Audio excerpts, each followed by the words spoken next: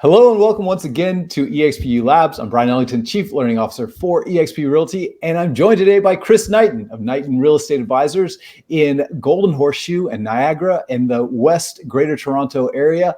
Chris, thanks so much for being with us. Thanks for having me. That was a mouthful, but you did fantastic. So I'm happy to be here. Well, Chris, once again, thanks for joining us and thanks for doing this with us. We really appreciate it. I like to start these out always the same way by asking a question. Tell me something unique about yourself that most people don't know. Does it have to be real estate related? No, in fact, the less real estate related, the better, because we'll get into real estate. Well, this year I actually finally retired from my hockey career because I'm a part owner of a senior AAA semi-professional hockey team. And I came out of retirement 2 years ago, and we were at the semifinals for the national championships 2 years in a row. So I still really enjoy playing hockey. There's a reason why my nose is pushed over about an inch the other way, and all my teeth are straight because most of them are fake. So it's I love that aspect that I'm 42 years old, and I kind of finished my last year playing with some friends and owning the team as well. So it was a lot of fun, and it's called the Stony Creek Tigers. And we actually won one of the oldest trophies in hockey last 2 years in a row, called the Robertson Cup for Ontario, and it was first handed out in 1899. So it's a little piece of history that I get to be a part of. Yeah. And as two Texans here, I mean, you can bring a gun to the listing appointment and try to force them to sign that deal, but it's probably not the whole deal, right?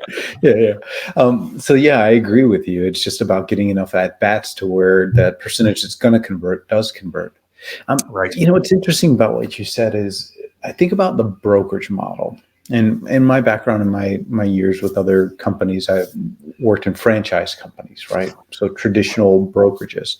And when you look at a traditional brokerage, guess at the percent of agents that are on some sort of team for the brokerage to receive leads. Like my mom growing up was an agent with Gary Green in Houston, and she was one of their referral agents, right? Yeah. But she was one of only a handful in that brokerage that was getting leads from the company.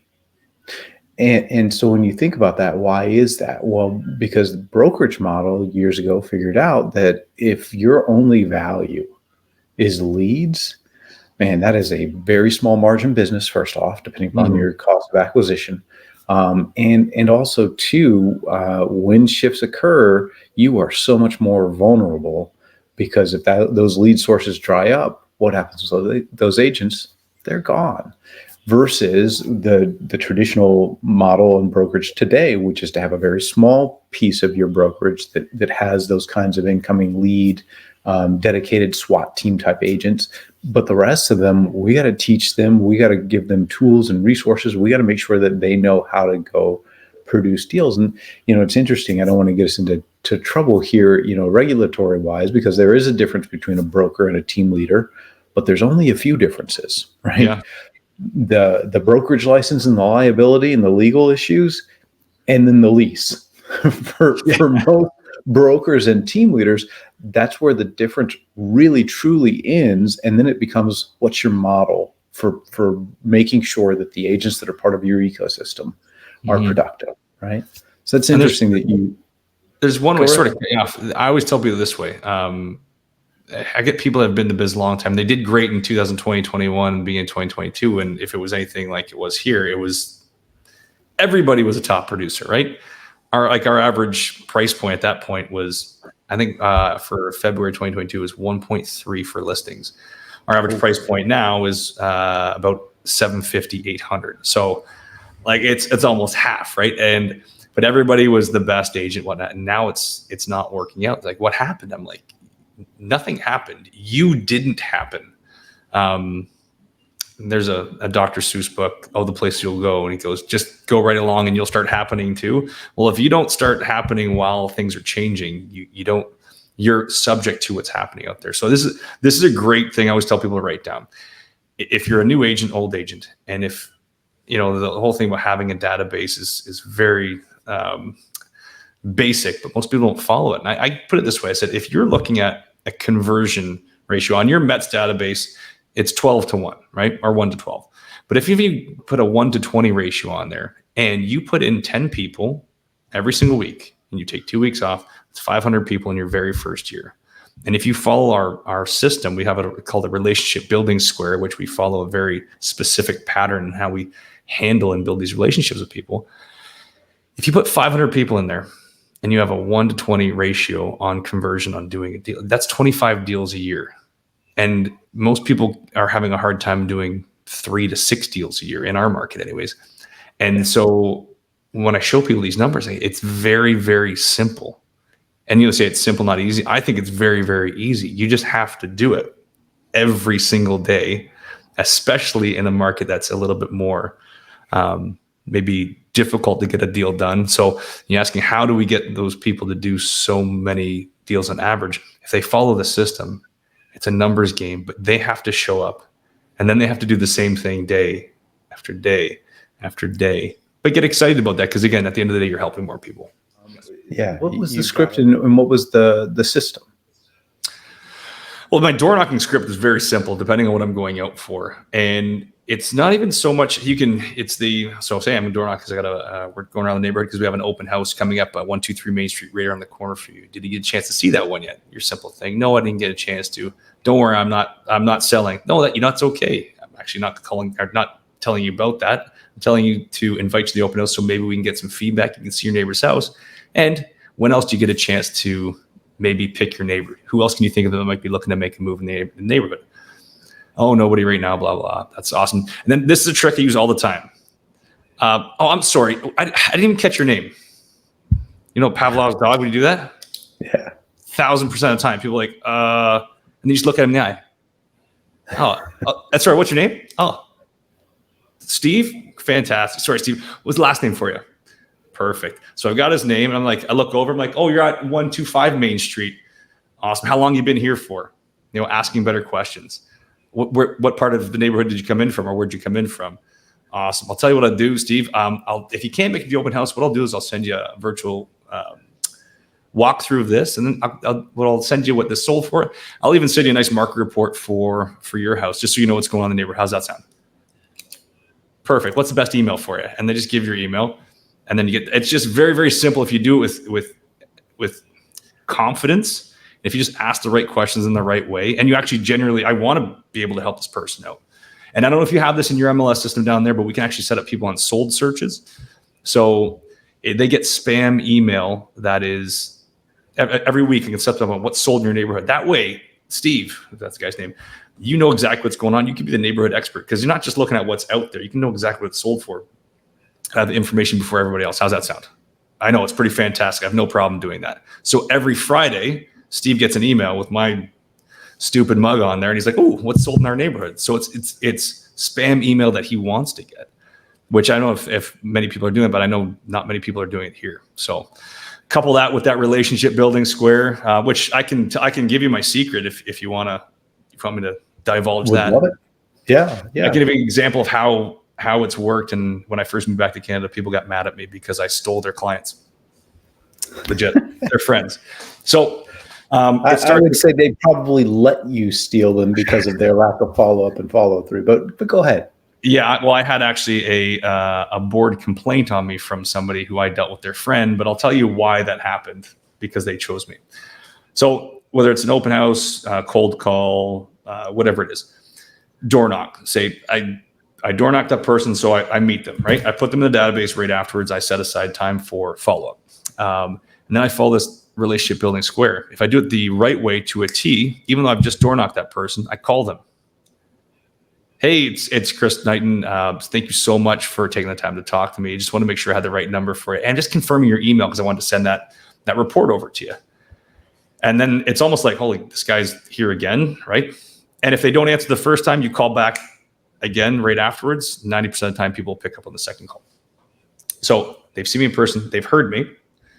And I'm confirming all that stuff. Just thank you so much. I'm not moving, but I'm going to send this over to you right now. So meet them, call them. I'm going to send them over an email, and we use BombBomb. You guys ever use BombBomb at all? Sure. Yeah. So with a BombBomb, with a quick market report, which we have through our system, it's very simple to do. It just put in an address and it pulls up this beautiful report. It looks like you spent hours working on. And then I'll set them up on that sold search.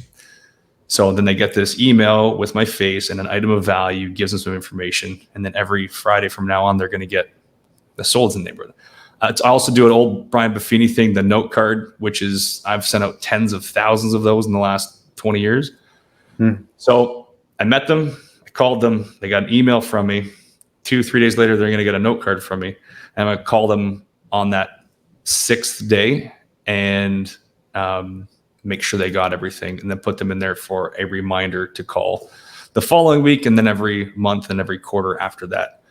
And so it seems like a lot, and people see that they're going to bother them. But here was the difference. And this is the best example I saw. And when I saw this happen, I said, oh my God, this business is going to be so easy to take over because nobody's doing anything. Because going from where I was in Houston to back here, I was like, oh, how am I going to be able to do this? And I was like, this is like shooting fish in the barrel because nobody's willing to do this. I had an open house on a Saturday, and this other woman had a same open house just down the street in my neighborhood. Guy comes into, man and woman come into our open house. I have a great conversation with them. They sign in. I make sure everybody signs in. They don't get in unless they do. Had a great rapport with them, talked to them about what they were looking for. This wasn't the house. They wanted a 2-car garage, but they were in the neighborhood and they wanted to stay in the neighborhood. So I had a great conversation. I said, tell you what, I'm going to give you a shout later on today, and I can definitely set you up with what's going on, kind of following that relationship building square. Well, they go down the street to the other lady who they were friends with. They went to high school together, had a great conversation. She thought she was going to represent these people. Didn't even talk about paperwork or set an appointment or anything. And when she called them the next Friday, the guy said, oh, you know what? Thanks so much for the call. We've actually already purchased something, and we're getting ready to list actually on Monday. And she's like, oh my God, who was it with? I said, oh, it's with Chris Knighton. She calls me and is furious. She's like, this is unethical. You're new to the area. You shouldn't be doing this. You shouldn't be stepping on people's toes. And I'm like, I don't want to piss anybody off, or I just want to make friends with everybody. What happened? She goes, well, I just called them. Had a great conversation with them last Saturday. Apparently you met them as well. And they're my friends. And you should have told me. I'm like, first of all, I had no idea they never mentioned you. And I said, let's walk through this. What happened? She goes, well, I met them. And then when I called them on Friday, a week later, they said they'd already purchased and they had, they were listing their home. I said, okay, so you met them, but you knew them from before. You didn't call them in between that. She said, no. I said, then I don't feel bad, but I'm going to help you hopefully with this. And you don't know me, but I want to give you a piece of advice. I met them that day. I called them right afterwards and said, thank you so much for coming through. And they talked to me about what their plans were, and they were thinking about doing something, but they had to get a home evaluation. They haven't been pre-approved and everything. So what I did was I booked an appointment for that Sunday after the Sunday open house to come in directly prepared to give them a home evaluation with my mortgage broker's information so they can get everything going if they wanted to. Gave the home evaluation. And I already had the handwritten note card out in the mail and everything. The email came through. And I said, you know what? I have an exclusive listing down the street that I could show you. Do you want to go see it? See if we can go in there tonight. Sunday night, I showed them this property with the 2-car garage that they wanted. They said, we love this house. Okay, we got to get you pre-approved. By Monday, we had a pre-approval, an offer accepted, an idea of what their home was worth, and we signed listing paperwork on Tuesday. On Wednesday, they got my handwritten note card, and they got like, oh my God, I just got a handwritten note card from you. It's like, I've never met you before, but I feel like you're everywhere in my life right now. I thank you so much for your help. Then the lady calls on Friday and gets mad because I stole her client from her. Yeah. It was that little bit extra of going that little bit more to create the connection and build the trust with them. And when I pushed for an appointment, it was to give him an idea of what his home was worth so that he can make a better decision. And they still live in this house to this day. They're one of my neighbors. They're fantastic people. So I've created a lifelong friend with them by following the very specific relationship building square that we have. That's right. Part of the same team. All right. Thank you. And thank all of you out there for tuning in. We really appreciate you, and we'll see you next time.